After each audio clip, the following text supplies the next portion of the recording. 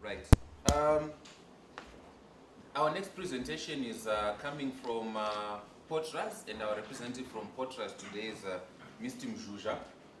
He's going to just, engage us in discussion around the regulator's role in promoting internet accessibility and affordability. Earlier on, you remember, I did allude to that, and I had also expressed rather my appreciation of the work so far that POTRAZ is doing, but obviously this is from an individual perspective. You might have your own thoughts to share with him later on, and I think we'll definitely make the platform as open as possible so that we can have a very fruitful discussion. So for the time being now, I will give time to Mr. Muzhizha. Mr. Muzhizha, over to you. My apologies for coming in a bit late. The office is a bit of a hot seat. I'm an engineer by training and I'm not a politician, so interaction between engineers and politicians is never that easy. And we are not meant to be celebrities. When things are working well, we are supposed to be in the background and never heard about. When things are well, regulatory authorities shouldn't be talked about, should they? If all is well, the regulators are supposed to do their work, create a framework, then the players play, and consumers get the services that they deserve. But I think there are some disjoints here and there, and so because of that, things may not be moving the way they are supposed to be moving. But we hope, we know we'll get there. We don't hope, we know we'll get there. Things will get where consumers want them to get, operators want them to get. As a brief, POTRAZ, we are the Post and Telecommunications Regulatory Authority of Zimbabwe, created by an Act of Parliament, Chapter 1205 of 2000. And POTRAZ came into existence in 2001. What is our brief? POTRAZ, our brief is to ensure that there is provision of postal and telecommunication services, universal provision of postal and telecommunication services throughout Zimbabwe without any discrimination. All rural areas, urban, there shouldn't be any rural-urban divide. Our services are supposed to be universally accessible throughout the country. Once that happens, it means POTRAZ has done one part. But then the other parties, they should also be affordable. Which ideally, according to consumers, it should be free.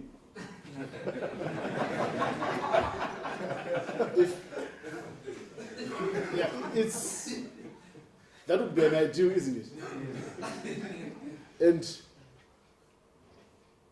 But then who would provide it for free? Nobody would do that. And also, POTRAZ is also trying to ensure that operators who provide those services are viable. So we have two conflicting roles, ensuring operator viability and ensuring that the services are affordable. So we walk a very fine line. So we are supposed to be equally unpopular with consumers and the service providers. If that happens, that consumers hate us with a passion, but they like the services that the operators are providing. And operators also hate us with a passion because we are squeezing them and just making sure that they survive. I think then POTRAZ would have discharged its mandate. So we are not supposed to be popular, we are not politicians. We walk a very fine professional line where we are not supposed to be just looking at consumers, but also looking at the operators who provide the services. So in our role, we can never be very popular if you find ourselves as POTRAZ being popular with consumers, it means we may be infringing on the viability of the operators who provide the services. And very soon consumers will be very cross with us because once operators go out of business, as POTRAZ, we do not operate any network and we do not provide any service. So it would be a very short-lived, not sustainable situation.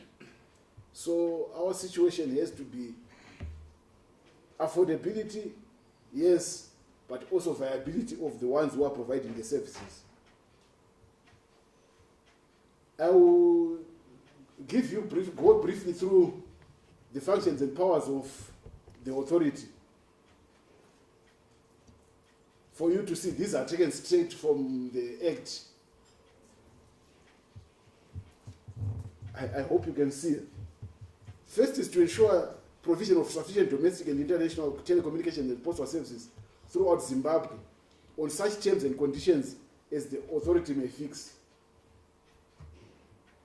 And to ensure that any person by whom any telecommunication or postal service falls to be provided is able to provide those services at rates consistent with the provision of an efficient and continuous service. So it has to be continuous. If you provide it for free, you can't do it forever, isn't it? You do it for a short time and then you go bust. And to maintain independent financial viability for the operators, we are not in the business. They must remain businesses that are sustainable. So what does that mean? Whatever their pricing must cover their costs. So the costs are the floor below which they can't go. And as POTRAZ, we have an obligation to make sure that whatever tariff they charge, operators charge, is above their costs. Also to ensure the development of postal and telecommunication systems with recognized international standards. As POTRAZ, we are members of the International Telecommunications Union, which is a specialized UN body that deals with telecommunication services. And there the standards are developed, adopted to ensure that there is interconnection of networks, interconnection of networks not just within in country, but across the world.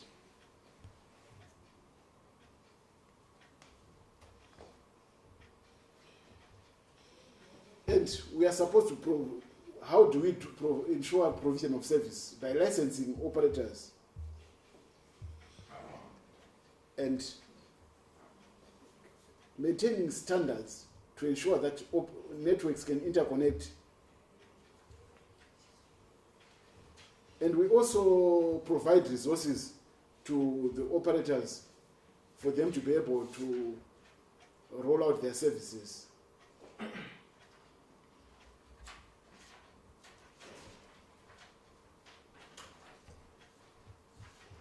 So we promote the interests of consumers, purchasers,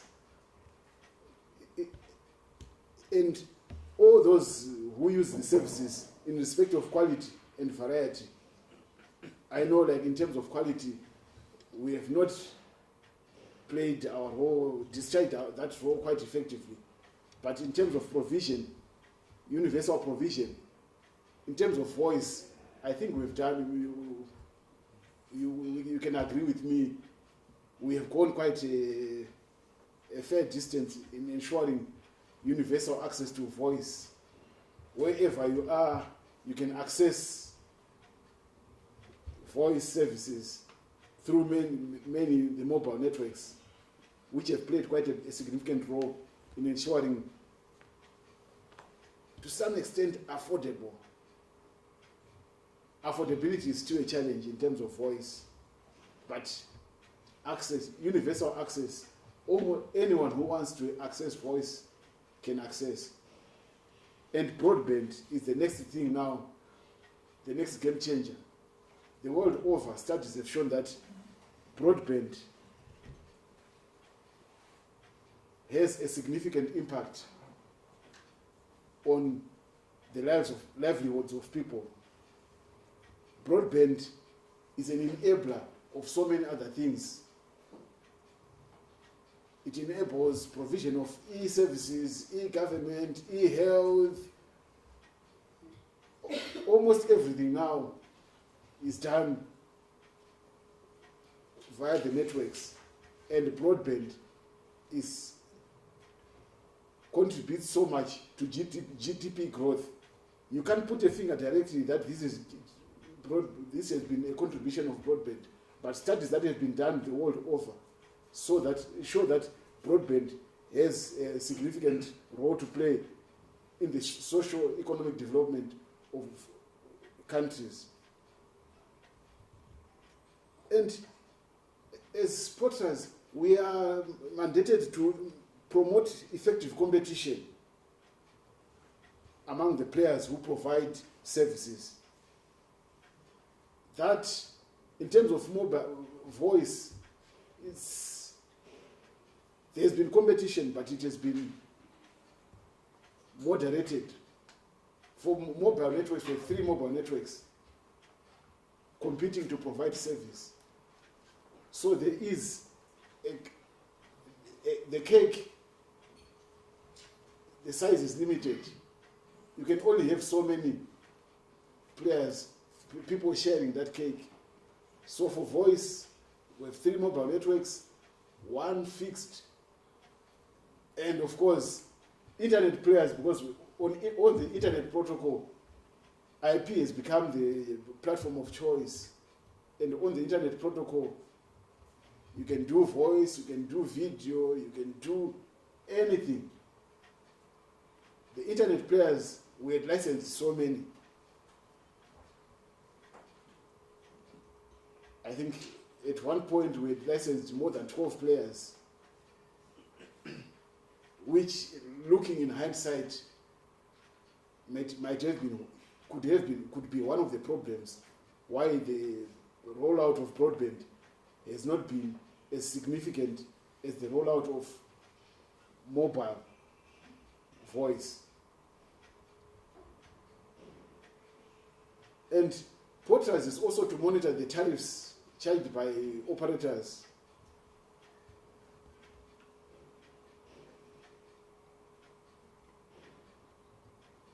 And in terms of licensing,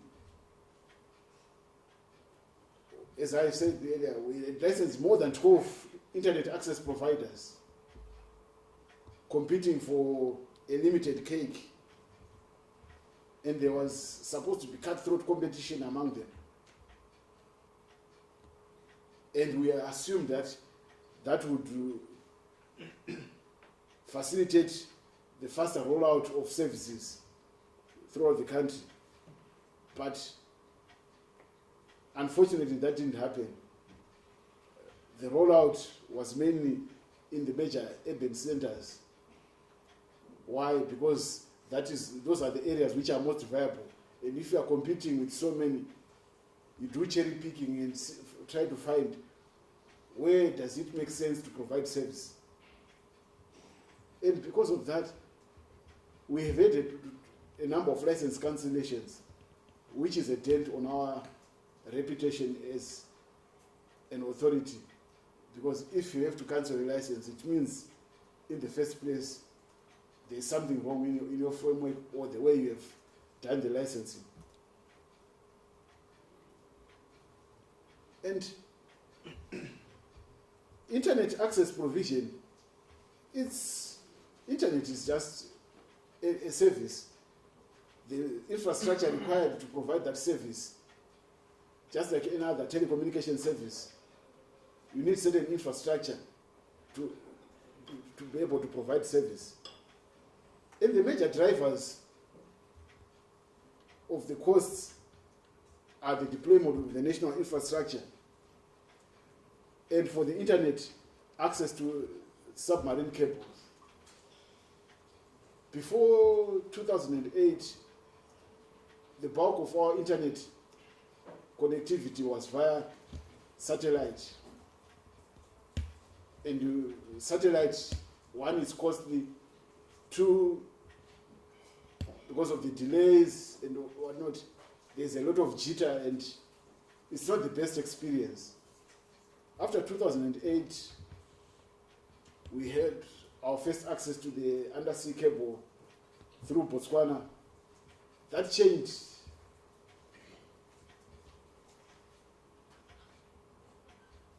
our internet experience for the users. But unfortunately, the prices didn't come down significantly. what are the challenges that have resulted in us not experiencing a drop in prices and a rollout to cover the whole country? I think when we license so many players, instead of the players competing in the provision of service, because the infrastructure was not there, we witnessed infrastructure-based competition. If somebody puts up fiber from point A to point B, they look at that as a source of competitive advantage. I am the only one there. I will not allow anybody to ride on that infrastructure that I have put in.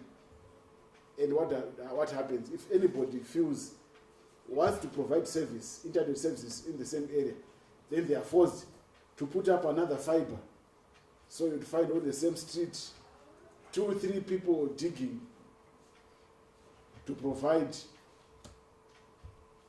infrastructure. So infrastructure-based competition, it has been one of the biggest drivers of costs. And that has impacted on the viability of operators. Of course, there are also other factors. For us, Zimbabwe being a landlocked country, the transit cost to access submarine cables, we have to go through Mozambique to access East African coast fiber systems, the EASY, the Seacom, and others. Or we have to go through Botswana to get to Namibia. So going through at least two countries, or through South Africa to get through to Mtunzini in Durban. So that cost impacts significantly on the costs that are ultimately the price that has to be paid by the end user to access internet in Zimbabwe, and it's quite significant. And broadband is supposed to be the game changer. The UN Secretary General has acknowledged that. And Zimbabwe, being a country where if you can't read, you are not a Zimbabwean, isn't it? A fact.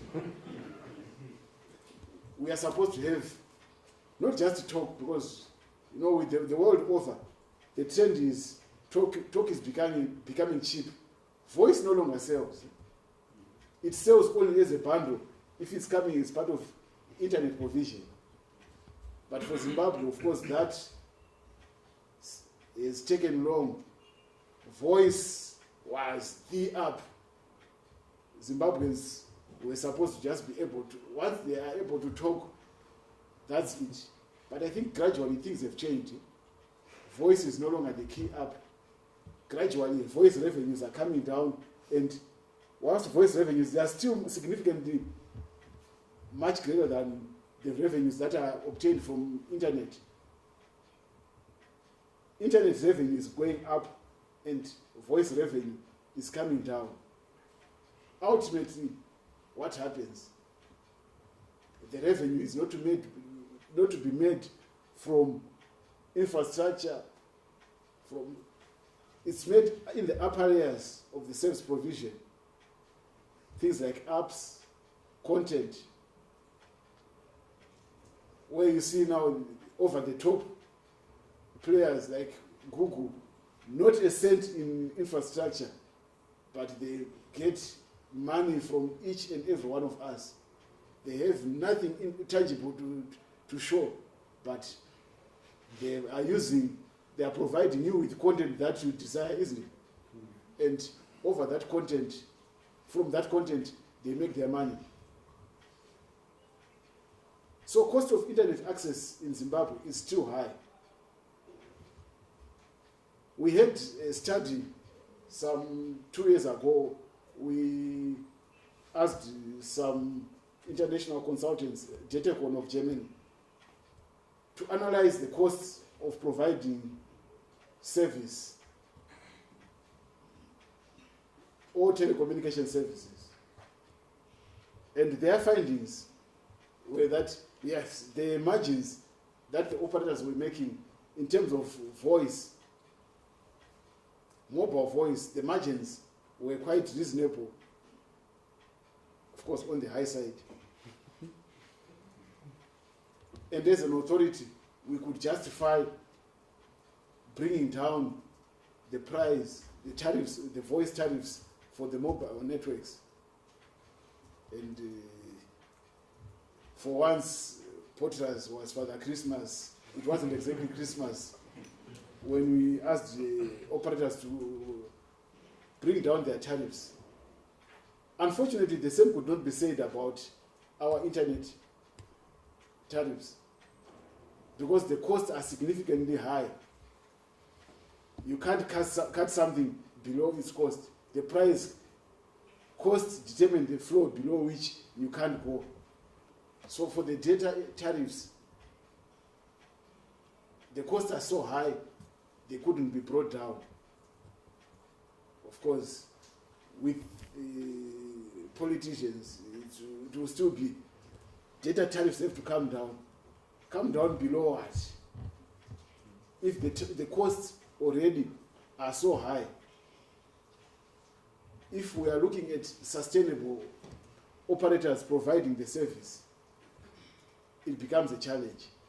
So, how are we as POTRAZ trying to address those challenges of the costs of providing internet access? As POTRAZ, we've initiated quite a few moves to try and bring down the costs of provision of internet. First of all, we've engaged operators to say, yes, as operators we want to compete, but there's certain competition that doesn't make sense. Competing to provide infrastructure. These are telecommunications companies. Their core business is not to trench and put up steel structures. So we are in the process of coming up with an infrastructure sharing framework that eliminates infrastructure duplication. Because you would find 3 towers on one hill, literally brushing shoulders. Do they add any value? To the consumers, they are a waste. To the operators, it's a show of strength. To us, the regulator, it says there is an ineffective regulator. And we've said that era must come to an end. Yes, it might have happened in the past, but going forward, that shouldn't happen. A single tower should be able to carry the antennas of all 3 networks. And instead of competing on infrastructure, they compete on providing services. And currently, there is an internet exchange point of sorts, which is managed by ZISPA. I say it's the peering there is because of the internet, the structure of our licensing in Zimbabwe. When we say internet service provider, it's different from the rest of the world.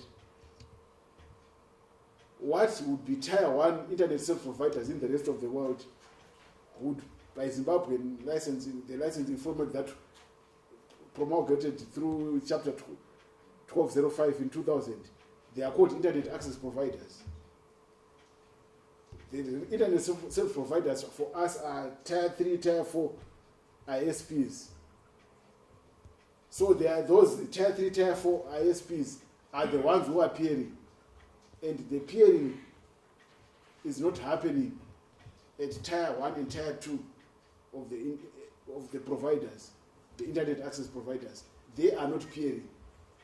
So peering is at a much higher level. And because of that, a lot of traffic, local traffic, is being routed. If you go through a packet that is destined for Zimbabwe, from Zimbabwe, at times it has to go New York and whatnot and come back. And you consume bandwidth that way. That we've realized is one of the major costs, because bandwidth, unfortunately, with the way internet is structured, we pay for the uplink, we pay for the downlink, because we are not tier 1. We are lower tiers of the internet service provision. It's unlike voice, where for voice, because the International Telecommunication Union plays a part. If you are terminating a call from America in Zimbabwe, the American operator pays the Zimbabwean operator who is terminating the call. If a Zimbabwean network is terminating a call in the USA, the Zimbabwe network pays for the termination of that call. With the internet, it's different. We pay for both legs. If an American wants to access content in Zimbabwe from a server that is resident in Zimbabwe, we pay for that internet, the uplink and the downlink. We pay for that because it's like we are connecting up to their internet. We are not quite there. So that has an impact on the costs. And the poor countries, we have to pay for both legs to connect up to the internet. But it's not like that. The internet is everywhere. Can you point to say the internet is up there? We are all players within the internet. Unfortunately, the pricing and the paying, that mechanism is a bit flawed. It's not a fair system.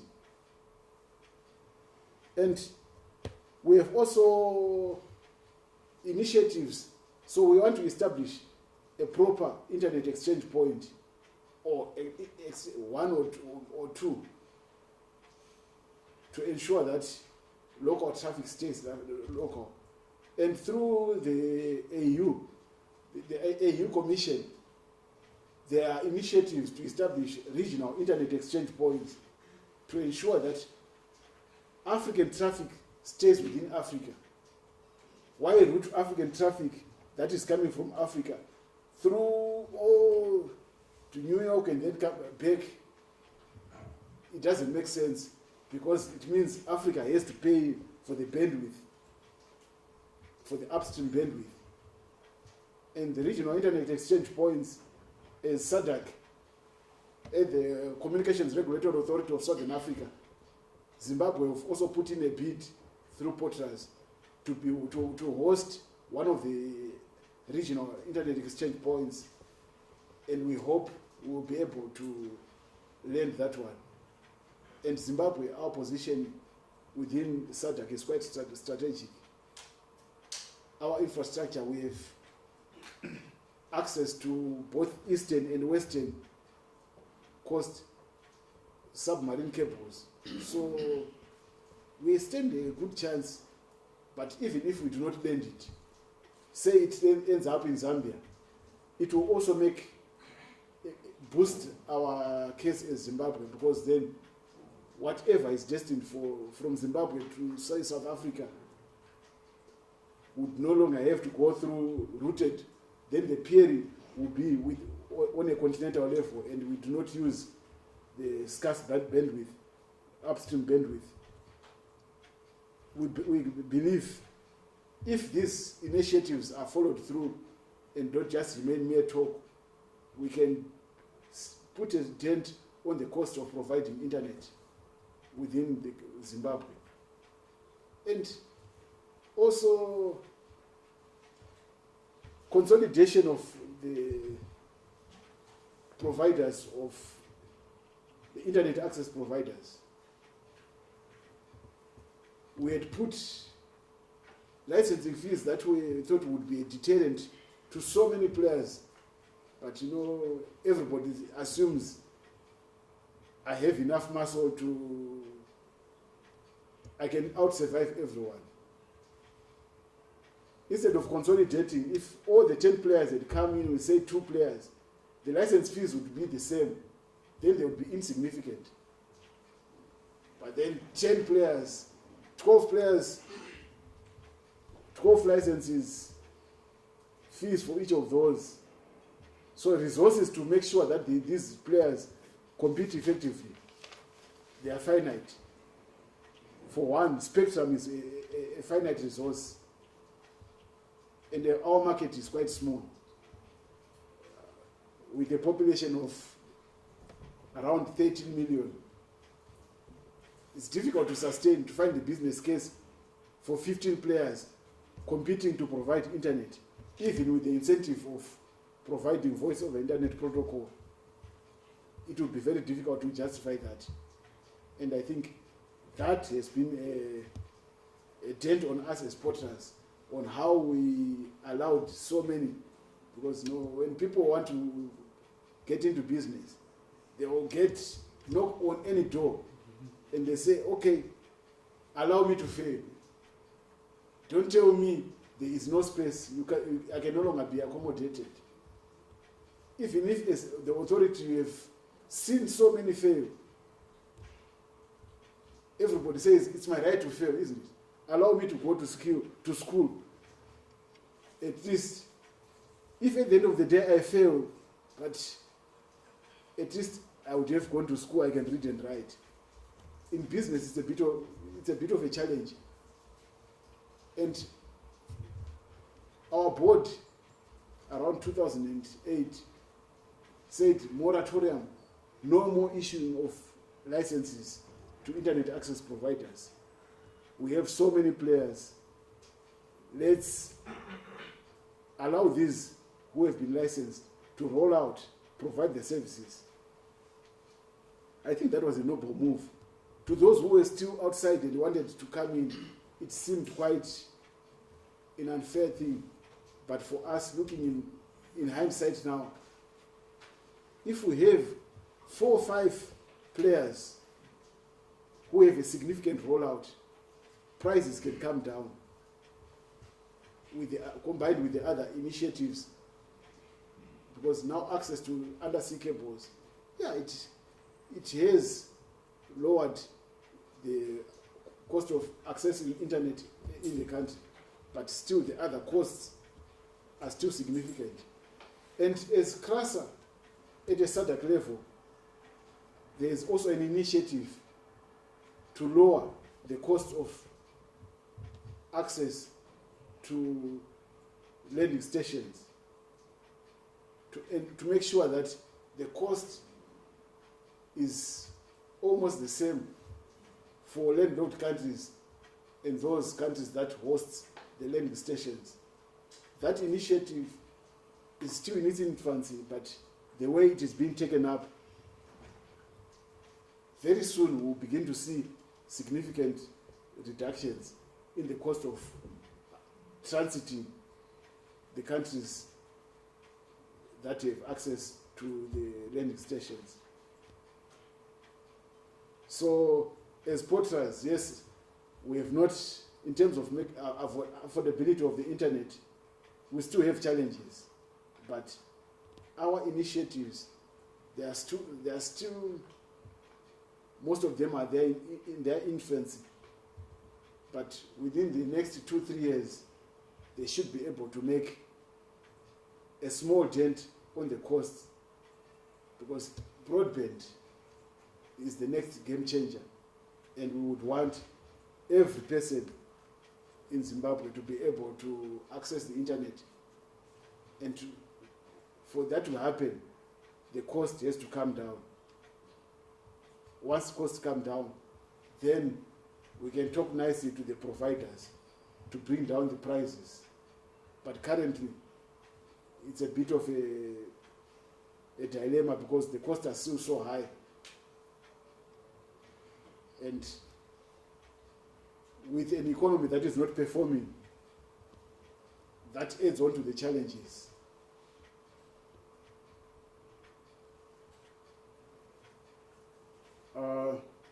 In case you want to contact me, those are my contact details. Thank you for your attention.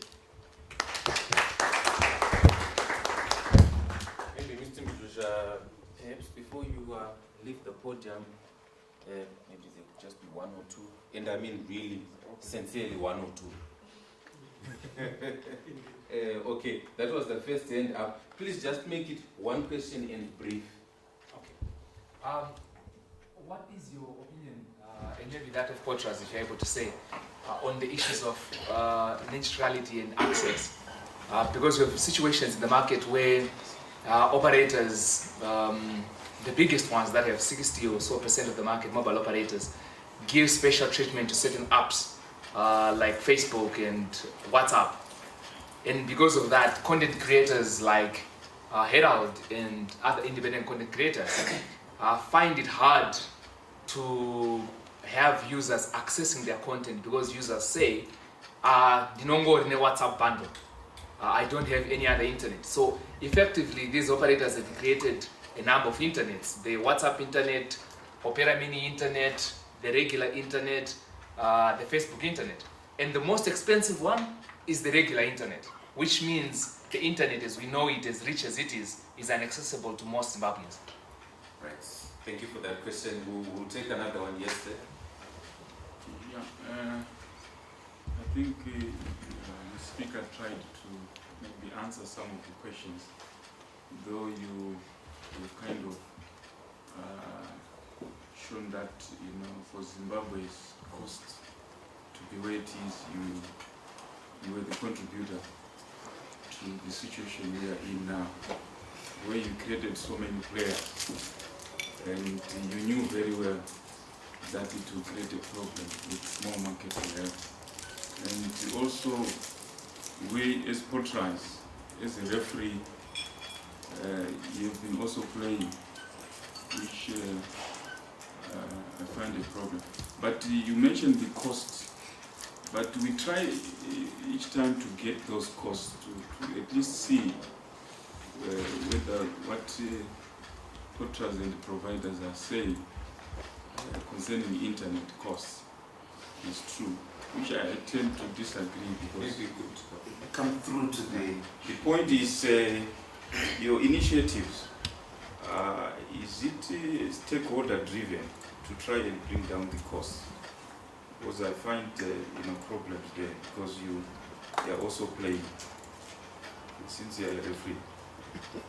Okay. We'll take the last one for this round. We're only doing 2 rounds, right? Yes. Okay, thank you. I am trying to come to the point to say, as the regulator, don't you feel we have already missed the boat with the initiatives at play to bring in infrastructure sharing when already we have significant coverage with duplicate infrastructure already rolled out? And how positive are you that the initiative of the local internet exchange and the regional internet exchanges would play a significant role to bring down the costs? Do we have the details of the contribution of that local content? How much is the contribution of local content to have an impact on the total cost when we bring in the local exchanges? All right, thank you. I'm sure you might have picked more than I did because it was quite a complex question, but I'll just quickly rush through the key issues here you might need to respond to. You spoke about net neutrality. We've got different internets. We've got a mosaic of internets that can be accessed at different rates. Then he spoke mainly about the work that you are doing. Is it stakeholder driven? Because in his view, you are also a player. So are you playing a football match where you are one team and then part of your team, you are also the referee? And then just lastly, are you too late to regulate and mitigate? You know, have you missed the boat? This is the viewpoint from which he's coming from. So maybe you could just attempt to address. We will not put you in the firing line. Whatever you give us, we'll work with that. Thank you. I'll start with the last one. It seems if you are looking at for voice, maybe we could have missed the boat. Voice rollout, it's almost voice coverage is almost more than 75% of the country is covered. And you know, Zimbabwe has significant areas where there are no people. The national parks, they form quite a significant part of our country. So for voice, yes, we have missed the boat. But for data coverage, when you are looking at the data networks that are coming up, high-speed broadband, LTE, long-term evolution, networks are getting denser.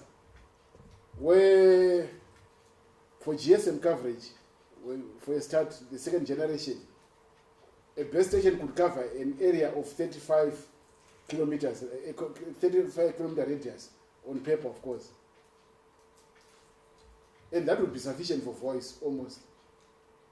But for data, networks are getting denser. Where you could survive, literally survive on one base station covering an area of a radius of 35 kilometers. Now for LTE, you would need maybe 100. Networks are getting denser. So in terms of data coverage, we haven't even scratched the surface. So there, we'll make an impact. You can imagine people competing to put up these, because we started with macro cells, huge, we've gone down to micro, pico, nano cells. The cell size, cell coverage areas are getting smaller.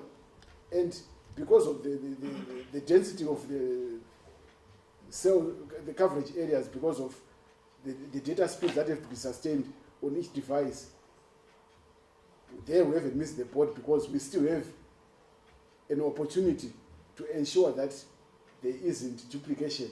Because then if we allow duplication, almost every street corner will have a base station. And that would be unsightly, and it wouldn't make much sense. And also for those who are rolling out fiber rollout at the moment is quite insignificant.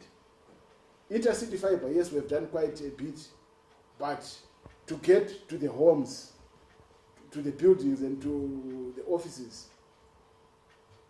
there we are still on the surface. So in terms of broadband rollout, we are there's still quite a huge opportunity. So we are saying, yes, in terms of voice, we might have missed the boat, but in terms of broadband, provision of broadband infrastructure, there is two opportunities. Granted, yes, even if others have taken off, it's a race. We are racing against ourselves. We are not racing against anybody else. It's a race against ourselves. We'll still come out number one, although we took off late. Sure. Granted, we took off late. Then the first question on net neutrality. Net neutrality is a very controversial issue the world over. And for us, there are inequalities on how different packets are treated. WhatsApp, you can go access through WhatsApp bundles and at a significantly, at a competitive price that is affordable to a number of people. Facebook and whatnot. The rest of the internet packets, you have to pay a premium. That to us, I think is just reflective of the fact that the costs are still quite high. And operators are trying to promote certain products. But the real net neutrality that we encounter in some advanced economies is where they do deep packet inspection. When packets are sent through the networks, the network operator doesn't know what packet is which. But when you do deep packet inspection, you now differentiate, you go to see what is this packet carrying. And then you put priorities to say, I will provide priority to these particular packets. You will have a priority list, and you treat packets differently depending on what they are carrying. Our operators here haven't gone that far. They do some deep packet inspection for the charging, but not for the way they treat them. So people have said that slower than if you're using the regular bundles. That if you're using the bundles, someone sends you an image, it's slower to open that image. But on the regular internet, the being charged a premium, it opens fast. I don't know how true it is. I've done my tests, and yes, WhatsApp is slow, but I don't know how much it compares to the other regular internet. Okay, no, I can't completely discount that, because as POTRAZ, normally we react to what happens on the market. But of course, if there is differential treatment, you do deep packet inspection of the packets and drill down to see what that packet is carrying, and then you treat it differently. It means there is, whereas what would have been sold to us would be, we want to promote a particular app because to make it affordable, but it's not said we'll make it affordable and we'll treat it, we'll give it a very low priority. That would be dishonest on the part of providers. If that is happening, then as POTRAZ, the ball will be in our court. We have no law per se to say that promotes net neutrality, but there's a certain understanding between the regulator and the service providers that yes, packets should be treated equally. Unless, of course, we say there's justifiable, there are reasons why certain packets should be given priority over others. We don't have a law on net neutrality in Zimbabwe. And where such a law has been passed in the rest of the world, there has been a serious uproar. And we are just studying because we try to find what is best practice in terms of on net neutrality. We haven't come up with a position in Zimbabwe. We are still looking at markets where they have implemented. FCC have net neutrality, but there is quite an uproar within the United States because of that. And we wouldn't want to copy what is not best practice. And also in terms of consultation, yes, POTRAZ is a player, but our role is to be the umpire. We do not provide service to anybody. We are a consumer of services. That's one thing. But we do not provide services. Just like anybody else, we depend on the people that we license to provide the services. We do stakeholder consultation quite regularly. But unfortunately, like for tariff regulation, it would be very difficult to say, bring all the people who consume bread and say, these are the costs of making a loaf for the consumers of bread. Now vote how much it should, a loaf of bread is going to sell. That would actually compromise us seriously, because when operators provide information to POTRAZ, especially cost information, it's very sensitive. We just verify that the information is correct.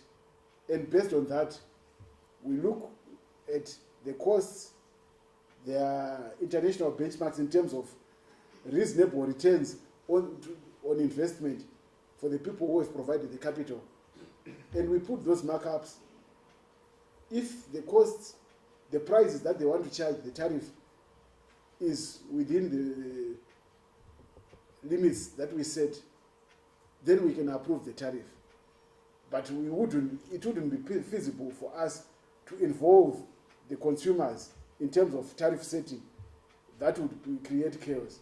Then it means operators wouldn't be free with the information. For example, the 700 million. Yeah. For Zimbabwe. Like right now, we are looking at 100,000. I want to know where that 100,000 is coming from. Because so that when we make decisions, like right now, there's no need for players to have input in the backbone.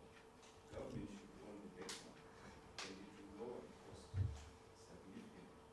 But the government has chosen not to be involved, and now liquid cluster backbone, definitely they will have to ask for the customer to actually pay.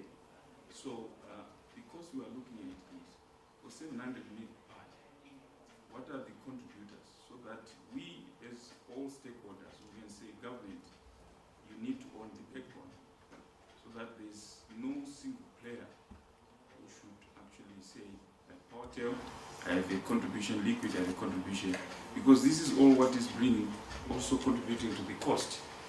Right. Maybe you allow me to intervene there. I will not ask Mr. Muzhizha to directly address that, but suffice to say the points that you are raising, at least the House is also taking opportunity to consider them. I'm sure as head you also consider. But to make the discussion more inclusive, maybe we can take another round, and then maybe when you respond to that, you might throw in one or two aspects, because it may also become technical, like I've heard some figures there being mentioned. Maybe I'll take the next round. I'm only taking women now. That's it. It's the power I have. I'll take women now. Yes, madam. I'll come to you and yeah. There's a lot of talk about internet being for people, for everyone. What I want to know is there a platform, is there a way that the consumer can actually take against, say, I feel prejudiced by a certain operator. It's a single event, maybe in a day or in a week, but is there a recourse that I can take as the consumer to actually, you know, bring to light some of the unfairness, the unfair practices that we experience as users? All right. Well understood. Maybe let's take. Yes, madam. As a regulatory body, I understand that when you are carrying out your licensing procedures, the final decision is endorsed by the Parliament. So, what's your position with regard to the alleged contract you entered with one of the ISPs that was unconstitutional, that led them to the alleged shutdown? Okay, I'll let Mr. Muzhizha understand that the way, as a regulator, I might find that difficult to understand myself, but I know he understands. Yes, madam. Thank you for allowing me this opportunity. I was just looking as consumers, the service providers, do they have a limit to what they are supposed to do? Because you find what is happening now, their products are being advertised through the phone and everything, and the other thing is sometimes your dollar is deducted without your consent, and you are supposed to respond. In responding, your dollar, actually your bundles or your money is deducted. So I was thinking, I think as a regulatory authority, I think there should be a limit to service providers, because service providers cannot do everything for everyone, and without my jurisdiction, without a contract. Because for a service, I have to sign a contract. So I was thinking, yes, POTRAZ, can you do something? Especially, I'm worried about my mother who is in the rural area. He has used his phone, my father, and the next thing, there's an advert. Maybe he doesn't know how to read it because it's not in Shona, and the next thing, a dollar is deducted. POTRAZ, what are you doing about that? Right. Well understood. Last one, make it brief, please. Okay. My question is regarding spectrum, which is finite, as you mentioned earlier on. What are your views on maybe freeing up, I'm not sure of the spectrum usage in Zimbabwe, but freeing up spectrum for other uses like white space technology, which can be used for broadband and like just trying to ensure that spectrum is used effectively? Okay, I think that's our last question. Maybe just very quickly, Mr. Muzhizha, the key issues that were being raised here.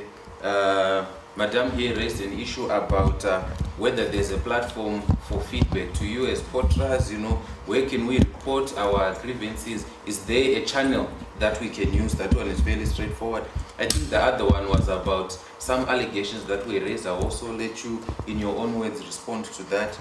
And then Madam spoke about some of the adverts that we see coming through, and she's saying that we are being charged to receive the adverts. And when you respond to this, you're also being charged. But there's no contract that has been entered into between me, the consumer, and the service provider. And then maybe just lastly, NOMSA at the back, they spoke about regulation of the spectrum. allowing other functions for that spectrum. And as a regulator, how are you regulating that? Right, thank you. I'll try to answer the questions in the order they came. First of all, the one in terms of how consumers can raise issues, complaints against their service providers. As an authority, we are not the service provider. So we believe, and we state that categorically, that the first port of call, if you have an issue with the service provider, as a consumer, address the service provider to say, I am complaining about this particular issue. Can you do something? If the issue is not addressed, escalate it to POTRAZ. We have a toll-free number. Consumers can phone. Yeah, maybe later on I'll try to. We'll write it on the flip chart. I will try to provide that, so that you can. We have a department that deals with consumer issues, and we do respond to consumer complaints. It's just that maybe as a regulator, not many people know of our existence, but we have a department that deals with consumer issues. Sure. And then, in terms of how we license, from the Act, I know we are not lawyers, but I'm now a paralegal. If you are working for a regulatory authority because it's a statutory body, you are dealing with the law. Our only interaction with Parliament is when we want to come up with changes to the Act itself, which we haven't done since inception, or we want to promote subsidiary legislation like regulations for the internet and whatnot. That we've done quite a lot. The parliamentary legal committee, they go through that. If there are any adverse reports, then we are consulted to see, can you address these issues because they may be infringing on certain provisions of the constitutions. But in terms of licensing, we do not license through Parliament. A license application comes to POTRAZ, we receive it, we sit down as technocrats, engineers, economists, accounts people, we do an evaluation to look at the viability of the proposal and whatnot. Then we recommend, we are just the secretariat, we recommend, the actual authority is the board. If the board says it flies, that's the end. The license, then they say yes, the license can be issued. It doesn't go out to Parliament or not even to the minister. So we are an independent authority in that sense. What is your position then with the allegations that you entered an agreement with this ISP that faced shutdown because they couldn't pay, or the recent case with one of the ISPs? You can name it, not Tell us all. No, I was just praying that nobody will talk about telephone. Obviously, we will protect you here. We No, will not let it's- you go on and No, on. no, it's like with the licensing, I think there were a number of challenges. Because the Act says, the policy is the domain of our principals, government. And the policy says there shall be 3 mobile network operators, there shall be 2 fixed network operators. So those 2 major license classes, the policy tells us how many they are actually supposed to be, and we simply follow policy. We licensed Telecel, Econet, and Net1, so there is no more space for a 4th. And when the license for the Telecel expired, we engaged them, and somehow, with these particular ones, government became involved, of course. There are our principles. An agreement was reached on the payment of the license fees. Of course, POTRAZ and government were both players in that. And in any agreement that we have, yeah, it's so it has more than 4 million customers. And renewal is almost automatic.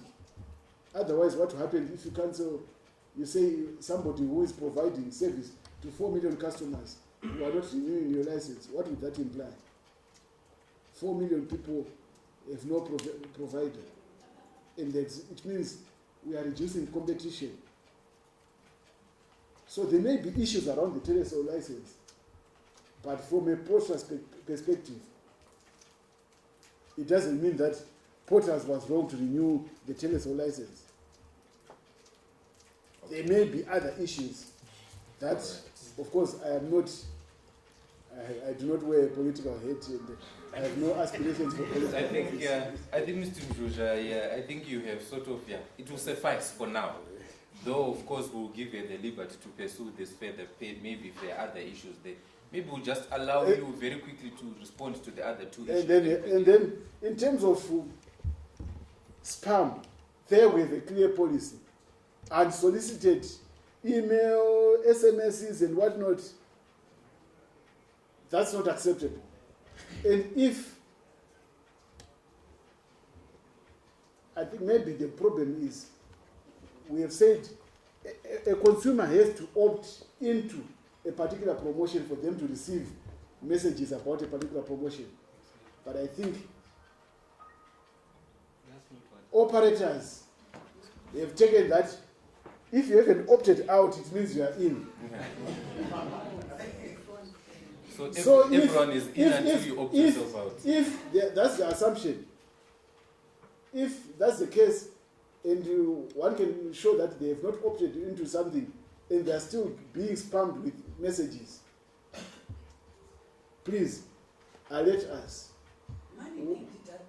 And we will, as a regulator, you have certain powers, moral suasion. You talk to your operators nicely, because there's a small piece of paper that we hold.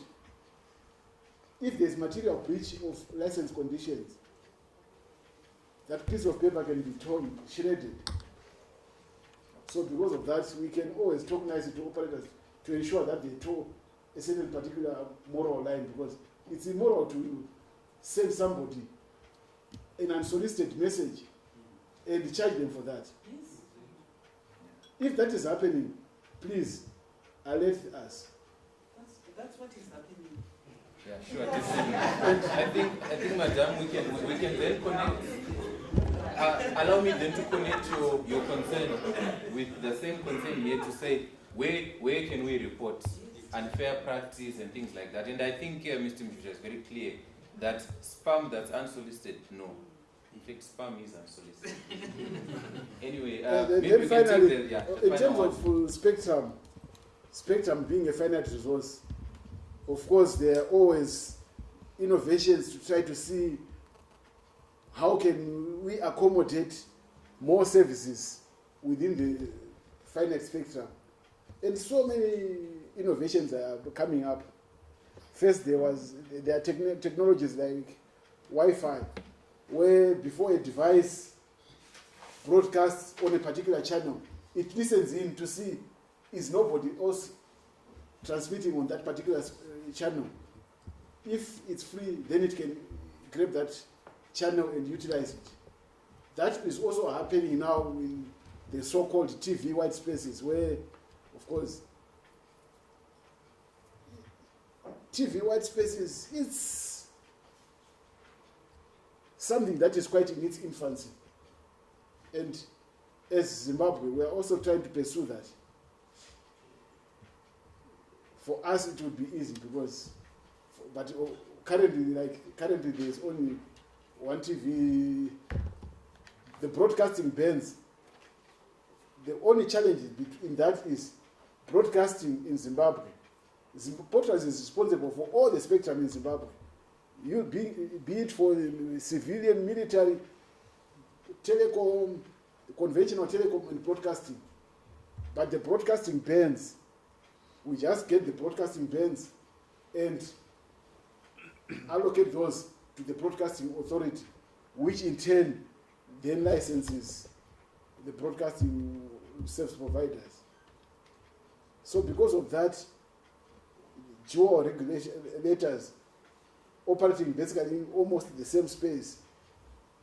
For us, utilizing TV white spaces, there may be small challenges here and there, but it's something that we're trying to pursue to see how both broadcasting bans are being administered by the broadcasting authority. And we are only looking at all the other spectrum. But to allow our operators to encroach into broadcasting bans using TV white spaces, it's something, it's feasible, but currently with the way that we have two regulators for the different bands, that may present some challenges. But I think ultimately we will get to utilize TV white spaces for telecommunications. Super. Thank you so much, Mr. Muzhizha. I think I'll use powers vested and invested in me to release you from the podium. Thank you so much for making time. Shall we give him a round of applause?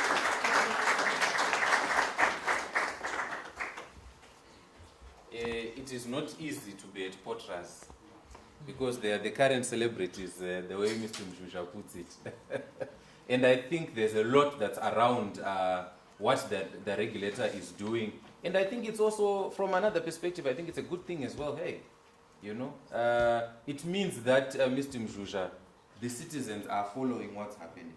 And I think from the quality of questions that you received today, I think there can be no doubt that the citizens are following the work that you are doing. And like I've said personally to you, that if you find that there's noise around something, that something must be important. So once again, thank you so much. But I know that we could not be as exhaustive as we would have wanted. I know many more people would have wanted to ask questions and get some responses. But I think if we were to let all the questions be asked now, then there would be no relevance of Internet Society Zimbabwe. So we want to maintain our relevance. So next time we'll create another platform where we call POTRAZ again, and we create spaces for that kind of dialogue.